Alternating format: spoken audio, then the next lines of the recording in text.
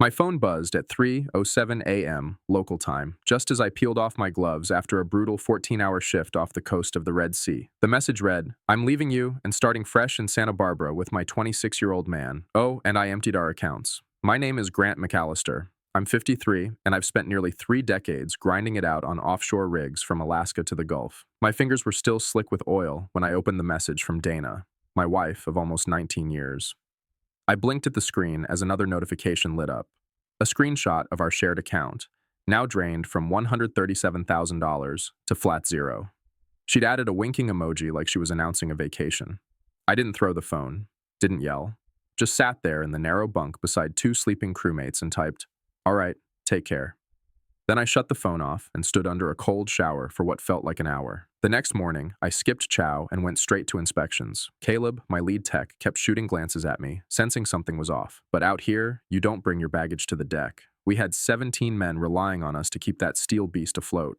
Later, on break, I opened my laptop and saw the email. Dana had filed for divorce, claimed I'd emotionally abandoned her by choosing a job over our life together. She'd hired some shark named Clifford who specialized in asset division. They were demanding alimony based on what she called unusually high earnings, and apparently, her new support partner had moved into my damn house in Midland. I stared at the screen, closed it calmly, and went back to calibrating pressure valves. I didn't tell anyone a thing, but that night, alone in my quarters, I sent one email, not to Dana, but to my cousin Travis in Austin. He's a forensic accountant and former Marine. The subject line was only 2 words, Black Lantern. It was our old family code, created years ago for moments like this. He'd know exactly what to do. You might think the story ends there, but let me tell you, this was only the beginning. 3 minutes later, his reply came through, already working on it. Don't reply to anything until you're back on U.S. soil. I had 14 more days left on that cycle. 14 days of sweat-soaked 12-hour shifts under a sun that punished the Red Sea with relentless 110-degree heat, all while the life I thought was mine unraveled miles away. I could have requested emergency leave. The crew would have understood. But what good would that do? The damage was already done. Better to finish the hitch, earn the paycheck, and keep my pride intact. That night, as I was about to turn in, the rig boss, Vernon, stopped at my door.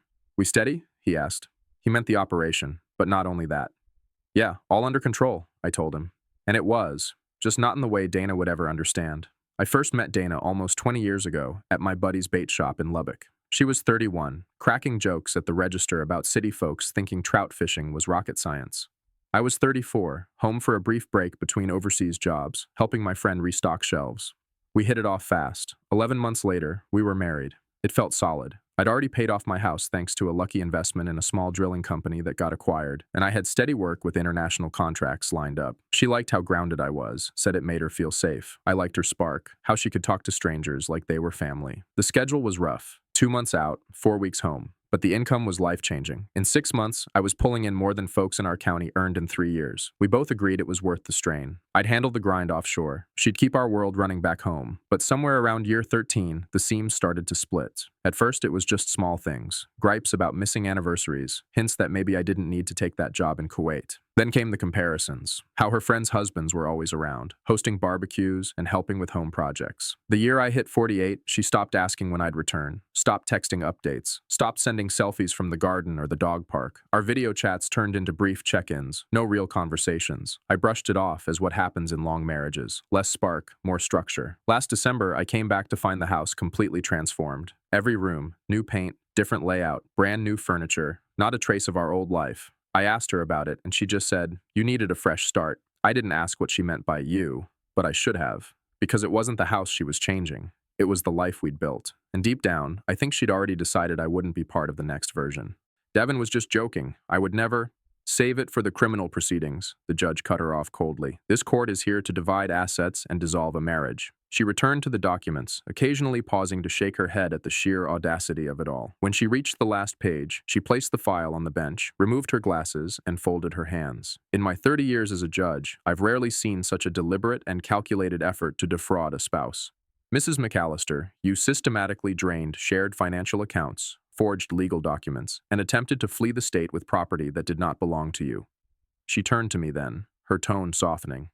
"Mr. McAllister, while the court recognizes that the establishment of Winter Creek Holdings may raise questions, the evidence shows you maintained all household expenses, filed appropriate tax documentation, and made no effort to conceal assets from government authorities, only to protect them from wrongful claims." Her ruling was swift. All funds Dana had transferred were to be returned to me. The house remained solely in my name. Her petition for spousal support was denied, and best of all, the court formally referred the forgery and insurance conspiracy evidence to the district attorney for criminal investigation. As I walked out of that courtroom, Dana stepped forward, as if to speak. But I didn't slow down. Some victories are better served in silence. 6 months later, I stood on the porch of my cabin outside Missoula, Montana. 40 acres of pine and wildflower meadows I'd bought quietly 5 years ago as part of Winter Creek's long-term holdings.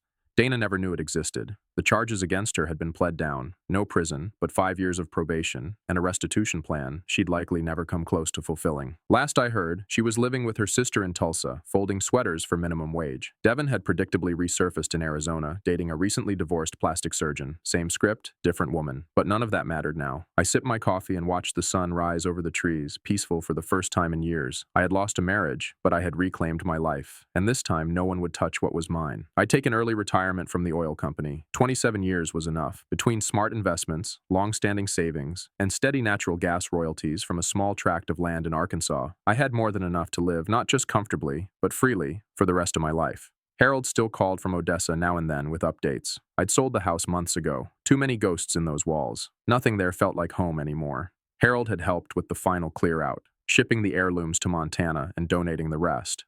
That afternoon, the mail brought a thick envelope from Brendan. Final paperwork dissolving Winter Creek Holdings. The structure had served its purpose. Assets were protected, taxes paid, every thread tied off clean. Another chapter closed. As the sun sank behind the mountains, I poured a bourbon and settled into the porch swing I'd built back in July. The air smelled like pine and cold earth. For the first time in years, no one needed anything from me. No crew waiting on shift instructions. No wife pretending to miss me. Just silence, broken only by the wind weaving through the trees. My phone buzzed. A call from a Canadian oil firm offering a consulting role. Light travel, strong pay, a chance to put my experience to good use.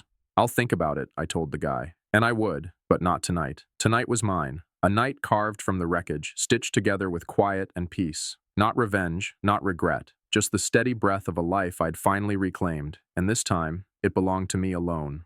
Back at the kitchen table, I sat with the folder Brendan had built like a case file. Bank statements mapping every dollar Dana had funneled out of our lives. Timestamps aligning those withdrawals with texts and calls to Devin that stretched back over a year. Credit card records for hotels booked right here in town. On weekends, she'd claimed to be visiting her sister out of state. It wasn't a mistake. It wasn't a fling. It was a systematic dismantling of everything I had built. It was a plan. By sunrise, Thomas texted me, confirmed.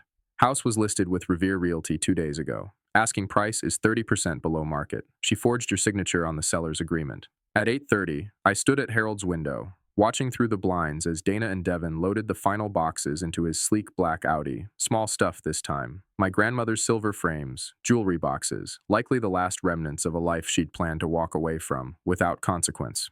But she had no idea what was waiting for her at 9 o'clock. The antique watch my father gave me just before he died was the last thing I saw being tucked into a box labeled miscellaneous before the real show began. At 8:45 a.m. sharp, a large moving truck rolled up to the curb. 3 men hopped out and headed toward the house, right on schedule. Then, at 8:55, an unmarked vehicle slid in behind the truck, neatly boxing it in. 2 uniformed sheriff's deputies stepped out, along with a woman in a dark business suit, a court officer Thomas had dispatched personally. I turned to Harold. It's time. Without another word, I crossed the street as the deputies made their way up the porch steps. I held back, lingering just beyond the edge of the driveway as the door creaked open. Dana answered. At first, she looked annoyed, then puzzled, then scared. Mrs. McAllister, one of the deputies said, we're here to serve you and the gentleman on the property. Her eyes widened as she stammered something incoherent, then turned and called, Devin! He appeared behind her like a snake from the shadows, slipping an arm around her waist with mock protectiveness. That's when I stepped fully into view. Her face changed instantly, shock, dread, calculation all cycling through in rapid succession. Grant, she whispered, her voice brittle. You're supposed to be offshore. Surprise, I said calmly, giving a small nod to the deputies. They handed over the thick stack of legal documents. An emergency restraining order against both of them, a court-ordered freeze on all known assets, a criminal complaint for forgery tied to the home equity loan and house listing, a notice of divorce citing fraud and conspiracy. You can't do this, Devin said, squaring his shoulders like he was auditioning for courage. She's afraid of you. Domestic violence claim was dismissed this morning, I replied coolly. Hard to emotionally terrorize someone when you're 6,000 miles away. The judge found the text messages about Plan B particularly compelling. His face went pale. Dana stepped forward, her eyes already glossing with tears. "Grant, please," she began. "This is all just a misunderstanding." "You were saving our documents?" I cut in, gesturing to the truck. "Protecting our assets by emptying out the house? Planning our future by selling the home without telling me?" She had no answer for that. "You have 30 minutes to collect personal effects, clothing, toiletries only," the court officer announced firmly. "Everything else remains, pending court inventory." As the two of them disappeared inside under supervision, I turned and started walking away. "Where are you going?" Dana called after me, voice cracking. I didn't turn back. "Home," I said. 3 weeks later, the hearing took place. I sat at one table with Thomas while Dana sat across from me with her attorney, visibly diminished. Devin was nowhere to be found. He had vanished 2 days after being served, taking the last of Dana's cash, her jewelry, and whatever hope she had left. Just as Brendan's research had shown, same playbook, different city. But this time, the story didn't end with the victim in ruins. Not this time. The judge reviewed the evidence with a calm precision that made every second feel heavier. She flipped through bank records, forged signatures, location data, and pages of messages. When she reached the exchange discussing Plan B and the life insurance payout, she paused. Slowly, she looked up and fixed her eyes on Dana. "Mrs. McAllister," she said evenly, "are you aware of the penalties for conspiracy to commit insurance fraud, or worse?" Dana's attorney leaned in fast, whispering something urgent, but Dana couldn't keep the panic from her voice. "It wasn't like that, Your Honor," she said, her voice trembling. What Brendan uncovered shifted the entire landscape. "He's done this before," he said, turning his laptop screen toward me. 3 times. On the screen, article after article, court filings, and scattered social media posts told the story. The same pattern, repeated like clockwork. Devin would meet a woman, always someone older, always married or newly separated, always financially stable. The relationship would escalate. The woman would leave her husband, drain accounts, and start a new life with him. And then, always within 18 months, he'd vanish, taking whatever money remained. One of the women was still paying off credit card debt Devin had racked up in her name. Another had filed a civil suit, but he'd disappeared before it went to court. Brendan's voice dropped. There's more. He was a person of interest in the death of one of the ex-husbands. Second girlfriend. Car went off a cliff 6 weeks after she filed for divorce. He'd driven that road for 2 decades. No charges were ever filed, but he didn't need to finish the sentence. The implication clung to the air like oil smoke. My phone rang. Dana again, on my personal number. I let it go to voicemail. Brendan tapped the screen. "You'll want to hear this." He hit play. Her voice came through, raw and cracking. "Grant, please. I need you to call the bank. There's been a misunderstanding. I was just moving money to a safer investment like we talked about. But they froze everything. I can't get to any funds. I'm scared. Please just call them and say it's okay. Please." We'd never talked about any such investment. But if I hadn't seen the messages, the documents, the setup, I might have believed her. 2 weeks ago, I probably would have. "She's panicking," Thomas said later as we met for lunch. "The house closing in Santa Barbara is 5 days away. They need that cash to lock it in." I looked at him. "So what's our next step?" "The emergency hearing is this afternoon. Judge Winters is assigned. She's got zero tolerance for false abuse claims. We have your security badge data, your passport stamps, your synced call records, all proving you haven't even been on U.S. soil in nearly 2 months, and we filed to have all frozen funds released to you exclusively." He hesitated. "But there's something else." He slid a folder across the table. "Your neighbor Glenn sent these in this morning." I opened it and stared at the photos, movers loading up our house, my furniture. Pieces that had been in my family for generations, antiques, heirlooms, all being boxed and rolled away. "They're clearing out," Thomas confirmed. "Whether they win or lose in court, they're trying to disappear." I stared at the photos, then calmly shut the folder and slid it back across the table. "Change of plans," I said. "It's time they find out I'm already home." Both men turned to look at me as I said the words, "I want to go home." Thomas started to object. "Not advisable. Don't confront them," but I cut him off before he could finish. "Not to confront," I clarified. "To watch. From Harold's place. I need to see this with my own eyes." Brendan and Thomas exchanged a long glance.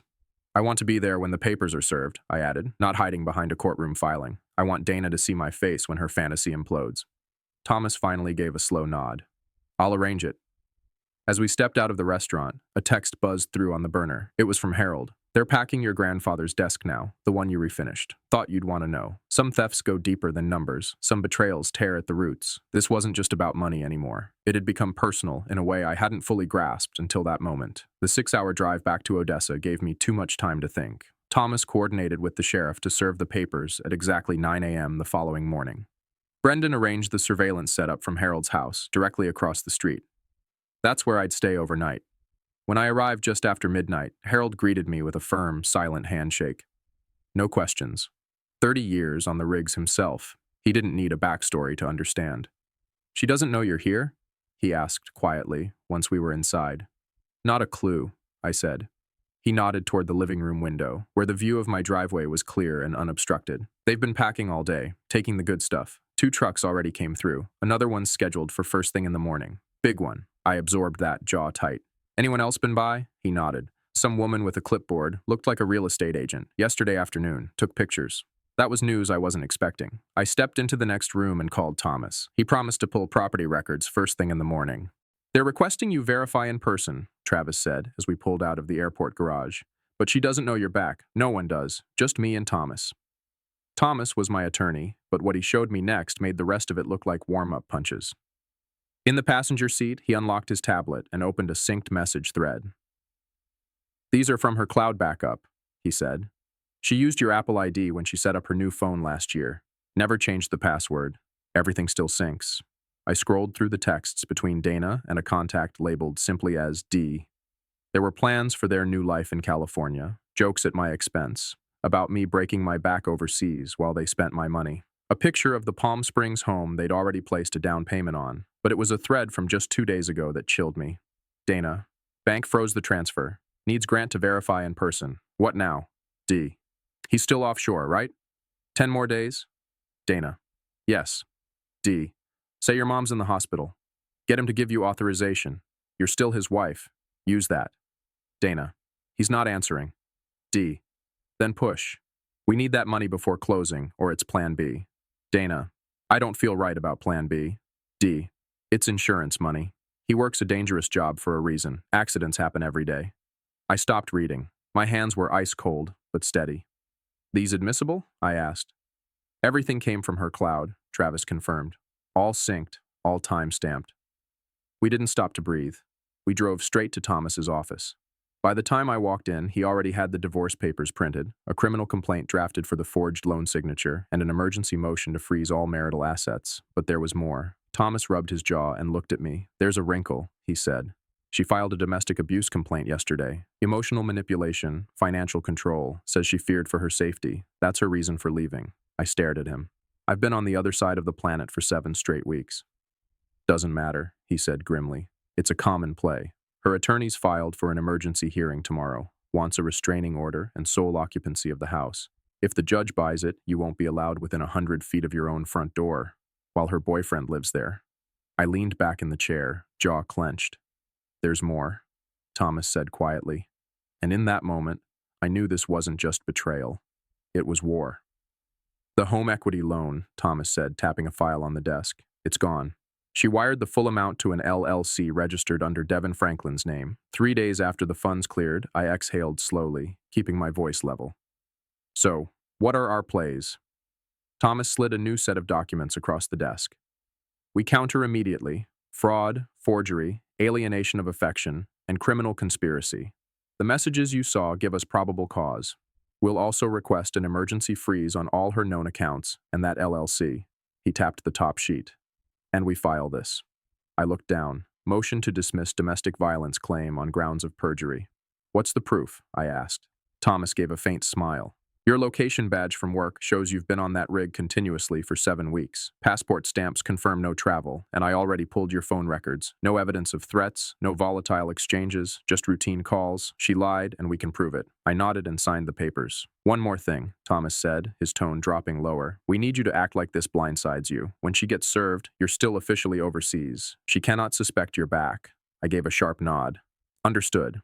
As I stepped out of Thomas's office, my regular phone buzzed. A message from Dana. Please call me. It's an emergency. I need you. I stared at it for a moment, then turned the screen off. No response. The trap was set, but not by her. That night, I stayed at Travis's place and slept better than I had in weeks. At dawn, coffee in hand, I logged into the security cam feed from the Odessa house, the system I'd installed and quietly maintained for the past 3 years. Apparently, Dana either forgot or assumed I couldn't access it from halfway across the globe. The stream loaded instantly. A young guy, Devin, was kicked back by the pool, sipping one of my whiskeys from a glass I recognized, wearing what looked like my college sweatshirt. He laughed into my phone while propping his feet on the patio furniture I'd built with my own hands. Then Dana walked into the frame, clearly anxious, pacing while speaking rapidly to someone out of sight. I couldn't hear audio, but I didn't need to. Her movements screamed stress. Something wasn't going according to plan. Travis walked in, holding his laptop. "You'll want to see this," he said. I dug a little deeper into Devin Franklin's past, and it's worse than we thought. 2 months back, I started noticing odd transfers from our joint account, line items labeled 1. I didn't know what that meant. Dana told me it was for foundation work on the house. Made sense on the surface, I guess. But before I flew out for this rotation, I drove by just to see for myself. No work crew, no equipment, just a sleek black Audi parked in the driveway, one I'd never seen before. 4 weeks ago, she stopped picking up my calls altogether. Just sent a message saying she was caught up in a new project and couldn't talk. I nearly booked a flight home that night. Instead, I convinced myself to believe in the woman I'd built 18 years of memories with. 3 days ago, our old neighbor Glenn sent me a photo. A moving truck backed up to our house. His text was short. "Figured you should see this." I didn't respond. I didn't have to. Sometimes the smartest move a man can make is to stay still and let the truth show its face. The next day, right after my shift ended, I was back in my bunk when the satellite phone rang. It was Travis. "You sitting down?" he asked. "Just say it," I replied. And he didn't hold back. She'd been orchestrating this for over 14 months. The money trail led to a separate bank account registered under her maiden name. At first, it was small, $2,000 here, $3,000 there. But the amounts ramped up fast in the last 3 months. In total, she moved $209,000. Not just the $137,000 I thought we had in savings. That hit me like a pipe wrench to the chest. There hadn't been that much in our joint account. She was siphoning from more than one source, Travis said. "And there's more. You're no longer the primary on your life insurance." She changed the beneficiary 6 months ago. Also took out a $38,000 home equity loan on the house. Forged signature and all. I sat frozen on the edge of my bunk, suddenly hyper-aware of the steady hum of the rig's generators beneath my feet. 18 years together, nearly 2 decades, and she'd been carefully, coldly erasing me from our shared life for over a year. "And the guy?" I finally asked. "Derek Franklin, 25, used to be a personal trainer. No real job history to speak of in the last few years. He's got a pattern too, 3 previous relationships with women over 45. None lasted longer than a year and a half. I didn't need Travis to spell it out. I saw the con for what it was.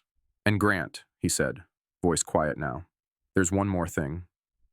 There were credit card charges for 2 one-way flights to Santa Barbara, booked for the upcoming Tuesday, 3 days away. She wasn't just leaving, she was vanishing, trying to erase herself with everything before I could even step foot back on U.S. soil. I ended the call and sat alone in the pitch-dark cabin, not bothering with the lights. Just sat there, letting old memories reassemble into a truth I hadn't wanted to see. The hushed phone calls she used to take on the back porch, the abrupt obsession with working out that started around 3 years ago, the strange comments about tightening our finances despite having more than enough. But it wasn't the affair that gutted me. It was the precision, the quiet, calculated unraveling of our life, done piece by piece, smile by smile, lie by lie. She took the money I sent. She said she missed me. And all that time, she was slowly turning me into a ghost. Something hardened in me right then. The pain chilled into steel. I got up, walked over to my locker, and pulled out my laptop. I accessed the email Travis and I had kept off the grid, logged into the shell company we'd built nearly a decade ago after watching another rig buddy get financially ruined in a messy divorce. Winter Creek Holdings, named after my grandmother's maiden name and the stream that ran behind our old ranch house. The dashboard loaded. Account balance, $1.61 million. I'd been quietly redirecting 70% of my earnings into it for the last 8 years. Completely legal, declared on taxes, but untouchable due to the way Travis had structured the company outside the marital estate. I drafted one short email to my attorney in Houston. Initiate Operation Cold Return. I closed the laptop and made my way to the mess hall, suddenly craving black coffee and something hot to eat. For the first time in a week, I felt like myself again. 38 hours after my final shift, I touched down in Texas. Travis was already waiting near the baggage claim, holding a burner phone in one hand and a thick manila folder in the other. "She's been blowing up your personal line since yesterday," he said as we walked toward the parking garage. "Bank froze the receiving account. It's protocol for unverified 6-figure transfers. The rest, you'll want to see for yourself."